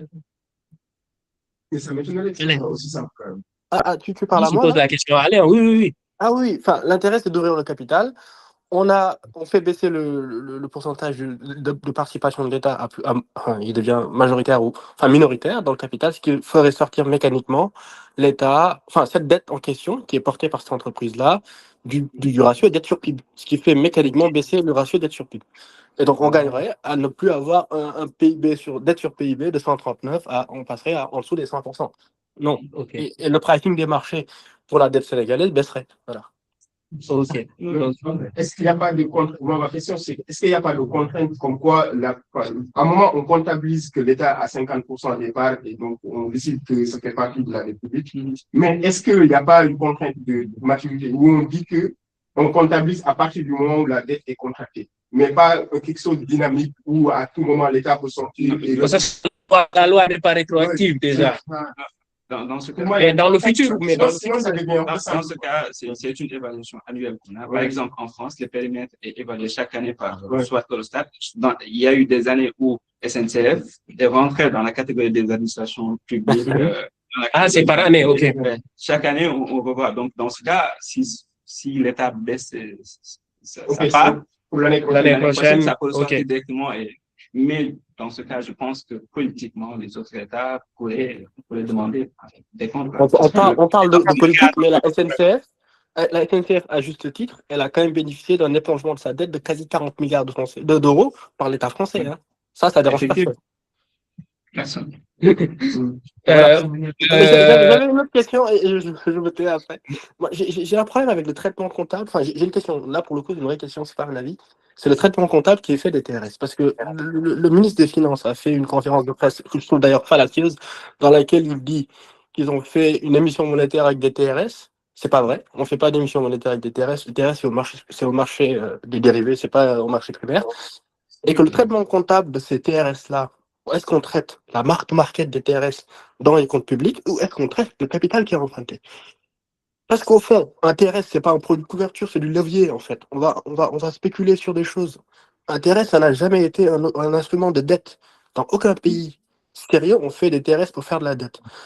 Je dis pas que ça n'est pas sérieux, mais en ce moment, c'est compliqué de dire autre chose.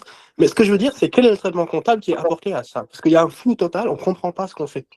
Voilà, je sais pas si tu aurais une information. Bon, désolé de te tutoyer, mais voilà. C'est ça la question. Effectivement.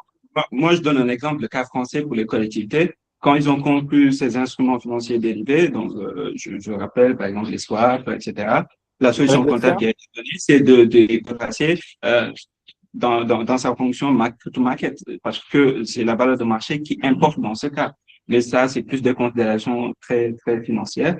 Donc, pour moi, cette solution pourrait être retenue pour le cas du Sénégal, mais il va falloir que le Sénégal et le FMI soient d'accord sur quelle méthode comptable utiliser pour ces instruments dérivés. Mais c'est pas, justement, comme vous l'avez précisé, c'est pas des instruments d'endettement, ce sont des instruments financiers dérivés. Donc, j'étais un peu surpris que... Parce que, pour rappel, le FMI les considère comme de la dette, alors que l'État du Sénégal... Non, mais dans l'aspect économique qu'on a là actuellement, la vérité de ces TRS-là, de mon point de vue, c'est pour faire face à un besoin de liquidité. On a une liquidité tout de suite spot qui arrive et on diffère les paiements à plus tard. Tout ceci dit, la valeur même de ces TRS-là, dans le long terme et aujourd'hui, elle est inestimable. Enfin, je veux dire, pas inestimable dans le sens, elle est énorme, elle est inévaluable. On ne peut pas savoir ce qui va se passer. Et on ne sait pas comment est-ce qu'on traite comptablement ce truc. Est-ce que c'est de la dette pure qu'on va comptabiliser comme de la dette obligataire ou est-ce que c'est juste un produit dérivé qu'on regarde et que chaque année on réévalue et qu'on met dans les comptes publics? Moi, je ne suis pas spécialiste des comptes publics, je ne sais pas comment ça fonctionne, mais voilà, c'est ça mon inquiétude. Juste pour expliquer que, en fait, quand on parle d'instruments dérivés, c'est que l'État, en échangeant, va poser des conditions, c'est-à-dire en une période telle, on va se dire que si les marchés évoluent vers tel sens, vous allez rembourser telle chose, etc. Donc, au moment où on parle, on ne sait pas encore combien l'État va rembourser. Et c'est tout le débat par rapport à quelle valeur enregistrer comptablement. Est-ce qu'il faut enregistrer la valeur de marché ou bien est-ce qu'il faut s'en limiter à la méthode du FMI? Ça reste très ouvert. Ça dépend vraiment des sensibilités. Merci. Merci Alain pour ta contribution. Je m'arrête là. Vous avez la parole. Après Alain. Moi, je suis pas juriste, mais économiste. Ah, vous avez un bif, hein, donc venez là. Il y a un bif entre le juriste et l'économiste. Oui, allez-y. D'abord, pour la bon, au début, d'être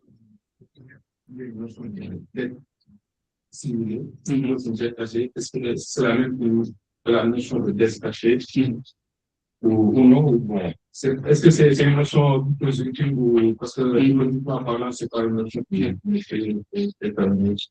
Et aussi, par rapport à la conclusion au niveau de la dette, ça peut plus par du fait qu'il y a des notions qui ont été utilisées, souvent comme la dette souveraine par rapport à la dette publique, qui peuvent amener quelques conclusions par rapport dans le débat public, parce qu'il y a des gens qui comprennent parfois la dette souveraine par rapport à ça. Vous pouvez aussi clarifier ça pour la. C'est justement le problème que j'ai avec les économistes. Non, mais je suis très. Les économistes sont. Je recours beaucoup aux travaux des économistes pour comprendre les notions que j'ai. Par rapport à la notion de dette assimilée, justement, on le retrouve dans le cadre juridique français parce que la notion de dette assimilée vise à enregistrer les dettes qui ne sont pas des emprunts. Comme par exemple la dette PPP, on considère qu'on l'assimile à une dette. Parce que c'est pas un emprunt, mais c'est de l'endettement. par rapport à la deuxième question, justement, la dette souveraine, la notion de dette souveraine n'est pas une notion juridique. Elle a été beaucoup utilisée. Et d'ailleurs, quand on essaie de définir juridiquement la dette publique, nous, on le fait directement. Moi, je le fais. J'indique que cette notion, c'est pas une notion juridique, c'est une notion qui a été utilisée pour justement différencier les obligations de l'État en tant que tel des autres émissions obligataires qui sont faites par les autres, par les acteurs infra-étatiques. Parce que c'est pour les mécanismes des marchés financiers pour comprendre que lorsque c'est l'État directement, la valeur de cette obligation diffère sensiblement lorsque c'est une autre entité. Donc, toute cette notion-là d'être assimilée, c'est parce qu'on assimile une obligation à de la dette qui ne résulte pas d'emprunt. Pour la notion de dette souveraine, justement, c'est pas une notion juridiquement consacrée. Par rapport, même la notion de dette publique, c'est très difficilement appréhensible lorsqu'on essaie de voir d'un point de vue juridique ce qu'il en est. Ok, merci beaucoup. Dernière intervention. Romain, je voudrais rapidement, même pas 30 secondes, à ce que disait Alain tout à l'heure. C'est parti, 30 secondes, vas-y. En gros, Alain, il disait qu'il fallait rendre public les entreprises qui sont déjà publiques, mais du coup, émettre des titres au nom de ces entreprises-là. Mais moi, la question que ça pose, c'est est-ce que déjà à la PRVM, on a assez de capitaux pour financer ces entreprises-là? Et aussi, est-ce que si le Sénégal va en dessous de 50% d'ownership de ces entreprises-là, est-ce que ça pose pas de problème de souveraineté? Est-ce que, je sais pas, moi, un pays comme le Togo, qui investit beaucoup dans notre dette, ne peut pas venir acheter, par exemple, les titres je sais pas, moi, de la SONES ou d'une entreprise au hasard, et décider de comment on va gérer notre eau au Sénégal? Donc, par exemple, est-ce que ça pose pas des problèmes dans le sens pour réagir? Je sais pas si j'ai le droit de répondre.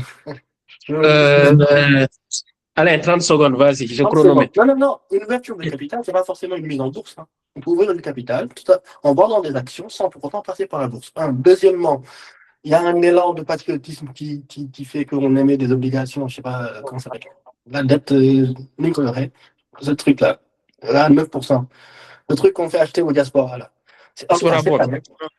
Non, pas les eurobonds, c'est les trucs de l'État, là, la structuration qu'Impact fait. Bref, on peut tout à fait ouvrir des parts de ces sociétés-là au grand public pour les acheter à 10 000 francs, 5 000 francs. Et émettre des actions ne veut pas forcément dire céder sur les capacités de décision. C'est-à-dire, on peut émettre des actions qui n'émettent pas de droit de vote, en fait. On peut tout à fait trouver une structuration financière dans laquelle on émet des obligations, des actions, on fait rentrer du capital tout en ayant le contrôle de son entreprise. Mais bon, ça va être c'est un autre débat, on peut en discuter plus tard, mais voilà, c'est à mon avis. Non, il faudra qu'on refasse un autre truc. Aïcha Ndiaye, vous n'avez pas pris la parole, vous pouvez y aller, ce sera la dernière intervention. Bonjour, c'était juste pour faire un acte de présence. Moi, tu as tous mes encouragements. Je suis fière de toi. C'est mon soeur. Ok. Merci. Il est brillant, votre petit frère. Et bon, on va... Pardon? C'est bon, on va s'arrêter là s'il n'y a pas d'autres interventions. Il y a Aïcha Fall qui avait levé la main tout à l'heure. Oui. Oui, allez-y, on doit libérer la salle. Donc, oui, c'est une question assez rapide que j'avais déjà mis dans le chat. En fait, moi, j'aimerais qu'on parle un peu des solutions, parce que là, on pointe du doigt le sujet de la dette, en quoi c'est problématique, le fait qu'on en parle beaucoup dans le débat public. Et le gouvernement a mis en place, du coup, la stratégie du Bandicom. Vous, en tant que spécialiste, je m'adresse à vous, Monsieur Mortiam, comment est-ce que vous évaluez justement les engagements de cette stratégie-là pour justement induire une amélioration structurelle à moyen terme et à long terme aussi? Par exemple, notamment sur le fait que le programme vise à mobiliser plus de 5 000 milliards de francs CFA sur 4 ans sans recourir justement à l'endettement extérieur. Merci. Je ne sais pas si je peux répondre parce que ça prendra un peu de temps. J'avais écrit un petit billet sur comment faire pour ne pas restructurer. Et je m'étais basé sur les éléments également auxquels je disposais en ce moment-là. Et il se trouve qu'il y a eu par la suite la guerre d'Iran et des États-Unis. Donc, toutes mes estimations sont révélées. Ce sont les aléas géopolitique. de l'exercice prévisionnel dans ce cas. Mais personnellement, je pense que de ma petite expérience, je n'ai pas connu d'État qui a assigné facilement sa situation financière par la seule consolidation budgétaire. Donc, je suis très optimiste parce que personnellement, il y a un avis très négatif, plus ou moins négatif sur la restructuration, parce que je sais plus ou moins ce que ça implique juridiquement, en termes de procédure, en termes d'engagement. Mais je pense que ça sera plus ou moins la voie à atteindre. Mais par contre, en ce qui concerne le presse, du moins, il y a deux choses à noter pour moi. C'est que il faut pas que ça casse la croissance, parce que si ça casse la croissance, vous êtes obligé de revoir toute votre planification, parce que l'ensemble du presse repose sur une croissance qui pourrait être avoisinée, en tout cas, les 9%. Aujourd'hui, on parle de 2%. Donc, il y a déjà un problème. Deuxième chose, c'est que cette consolidation budgétaire, je vais aller beaucoup plus rapidement, ça peut conduire à minimiser, en tout cas surexposer certaines recettes comme les recettes volatiles. Avec la guerre d'Iran, on voit très rapidement que ça impacte les recettes qui peuvent être issues du secteur pétrolier ou gazier. Donc, je suis assez dubitatif par rapport à ce plan de redressement économique et social. Mais j'aurai l'occasion de revenir là-dessus. Merci beaucoup, Aïcha. Et on a...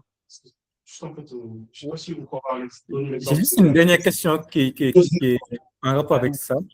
Mbaye, on n'a pas le temps. L'exemple juste de la guerre sans fossile. Alors, Mbaye, c'est quoi ta question? Ouais, en fait, c'est par rapport à la perspective. Par exemple, il y a un projet de loi qui sera voté par rapport à la non-restructuration. Du coup, on a l'impression que les députés vont voter une loi sur un truc qu'ils ne comprennent pas totalement. Du coup, quel est votre avis par rapport à ça? Et qu'est-ce que vous proposez sur le plan juridique? Par exemple, qu'il y ait d'autres organes qui gèrent ces questions techniques et que les députés ne comprennent pas, mais qu'ils vont voter sous l'angle plus politique.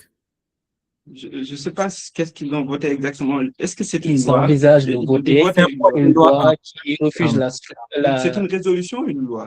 Non, c'était une loi, c'est un projet de loi. En tout cas, dans les deux cas, c'est un acte politique. C'est un projet de loi sur la non-structuration. C'est un acte politique de soutien.